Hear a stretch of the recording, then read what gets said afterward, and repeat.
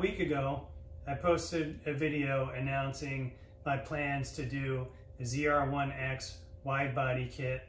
I showed some of the parts that I had on order, and today I'm still waiting on the wide body front fenders, rear quarters, and the side skirts. I know that it's going to be another couple weeks before I receive everything. So in my impatience, I decided to go ahead and install my rear spoiler. So I'm going to call this part 2 of the ZR1X series. This is a 3-stage Wicker bill style spoiler from Innovative Auto Creations. They call this the C6.5 spoiler because it's a C7 style spoiler. I've already opened this box and assembled the spoiler.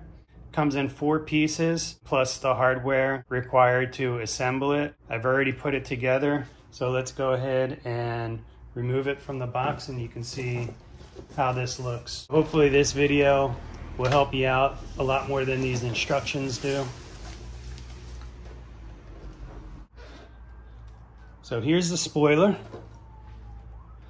fully assembled. Let me set this down.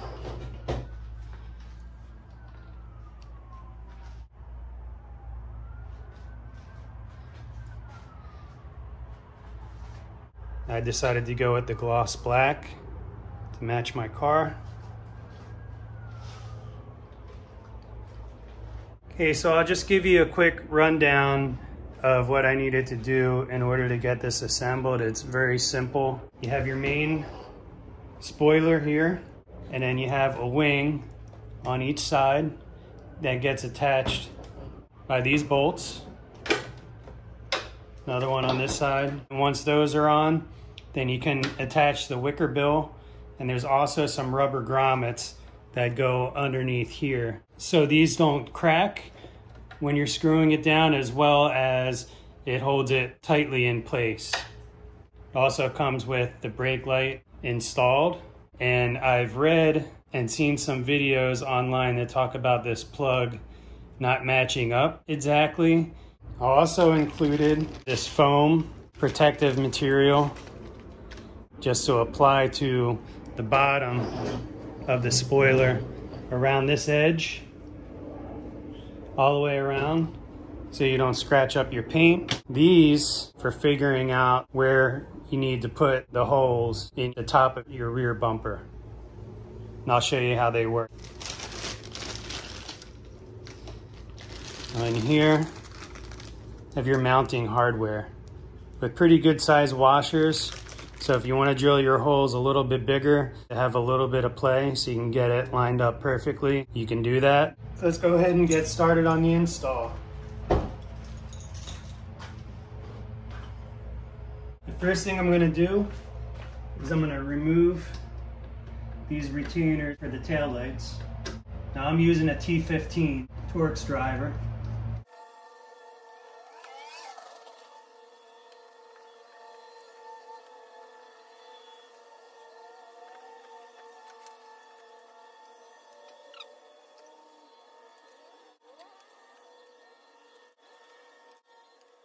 Place them in the trunk in the order that I removed them, just so they go back into the same position. I don't know if you need to do that, but it's easy to do it. Now I'm going to work on removing this center brake light assembly. I believe there are 4 bolts. The studs are pretty long, so if you're using a socket, you're going to need a deep socket like this. Now I'm using a number 10, and it seems to fit pretty well, or a 10 millimeter. And before you remove that, there's a plug that plugs directly into the back of this brake light. I'm going to remove that.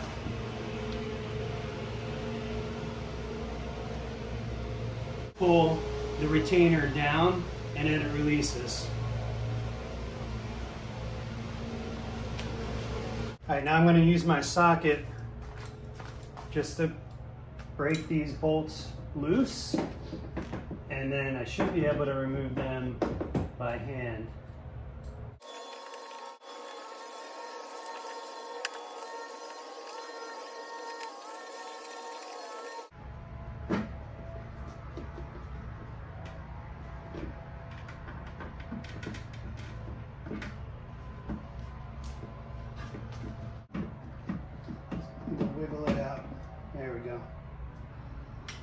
And there it is. That's the connector that I was talking about in the back. So the part that plugs into here, you just need to lift this piece up with your finger and then slide it out.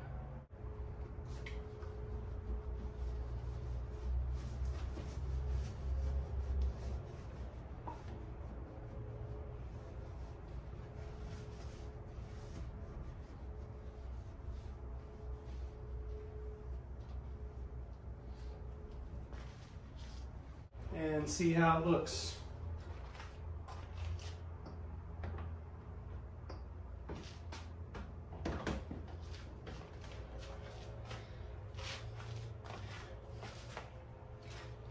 Fitment looks good.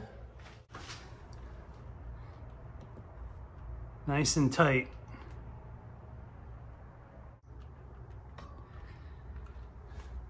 All right, so now I'm gonna start marking where I need to put some holes. This is my first time putting any holes in this car. Hopefully I don't screw this up. All right, so here are the mounting bolt locations on the bottom of the spoiler. So we're gonna use these pieces, these little extensions will get taped down here. And then you lift the spoiler up off of there, and then you have your placement of where your bolts should be. All right, so I put a little piece of masking tape on each one of these from the top. You don't want to tape it to the bottom of the spoiler, because then when you try to lift the spoiler up, these are going to remain attached. So now I'm going to go ahead and flip it over and place it on the car. And once it's in place, I'll tape those plastic pieces in place. All right, so I have these taped in place, and I'm going to go ahead and lift the spoiler.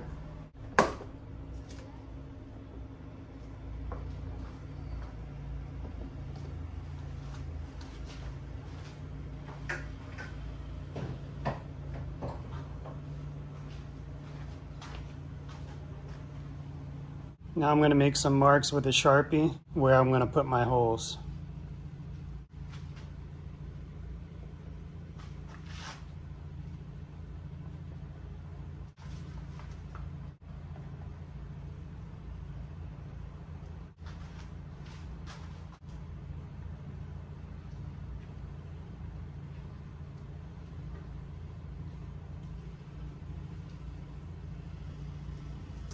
Okay, now I'm going to drill.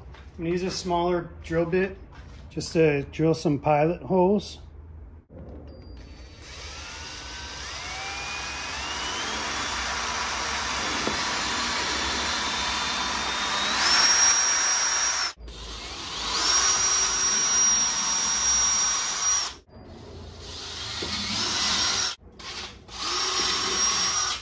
I'm going to use a 3/8, which is a little bit bigger than the bolts that I'm going to be using. That way I'll have just a little bit of wiggle room.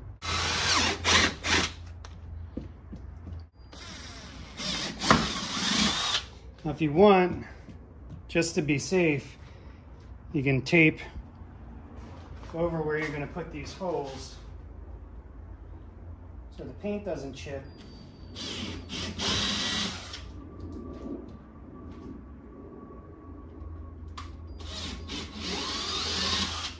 But I'm not having any issues.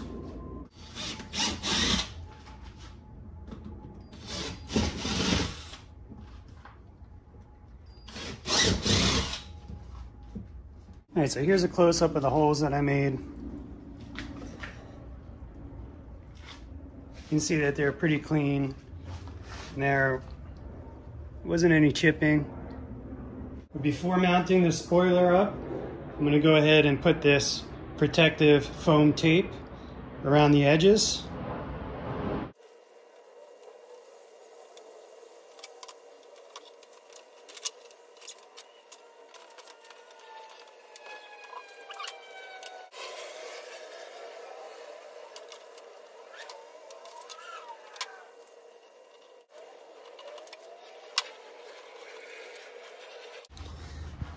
I have that all mounted on there. Alright, and now for the moment of truth. Make sure that everything is going to fit. Hope that I put my holes in the right place. First thing that I want to do is fish this brake light wire up through and make the connection. You don't want to forget to do that because it'd be very difficult to reach once this is bolted in place. It looks like this connector does fit the way that it's supposed to.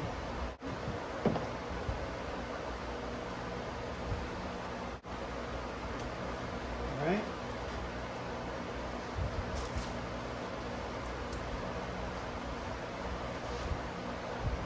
Fingers crossed.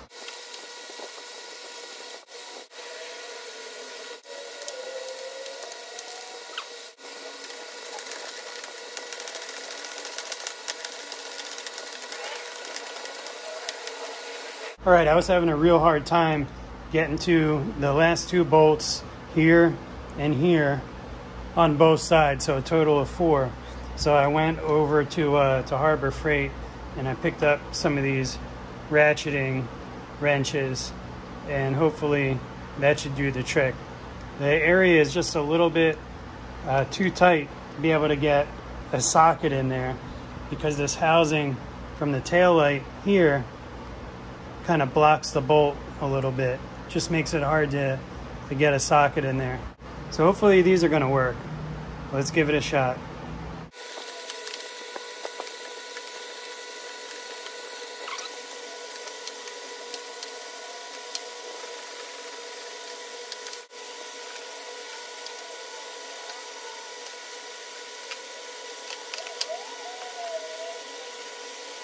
All right, all the bolts are tight. Now I'm going to reinstall the taillights.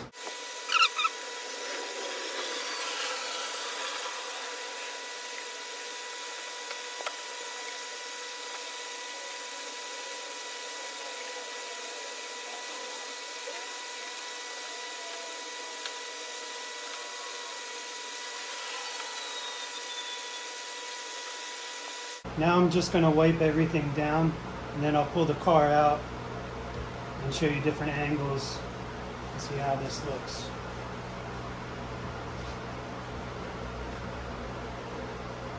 Alright, I'm going to do a quick brake light check and I'm going to pull it out of the garage.